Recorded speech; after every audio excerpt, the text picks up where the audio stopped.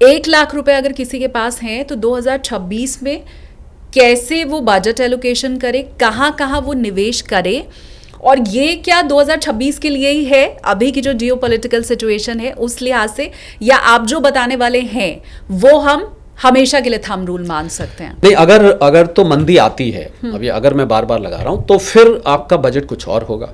अगर मंदी नहीं आती है तो बजट कुछ और होगा। तो दो सिनेरियो बन रहे हैं आपके सवाल का जवाब। अगर मंदी आती है तो स्ट्रैटेजी ए, मंदी नहीं आती है तो स्ट्रैटेजी बी। और स्ट्रैटेजी ए पे चलें कि अगर मंदी नहीं आती है तो आपको याद होगा पिछली पॉडकास्ट में भी हमने बात किया था कि आपको मल्टी एसेट एलोकेशन होना चाहिए। आपको याद होगा मैंने 5 एसेट्स बताए थे कि आप कुछ फिक्स्ड डिपॉजिट्स में रखिए, कुछ गोल्ड में, कुछ म्यूचुअल फंड में, कुछ शेयर्स में, कुछ रियल एस्टेट में। इन 5 में आप एलोकेट करके रखिए, और अगर मंदी आती है तो फिर तो मैं आपको कहूँगा कि आप 40 से 50% ऐसे एसेट्स में रखिए।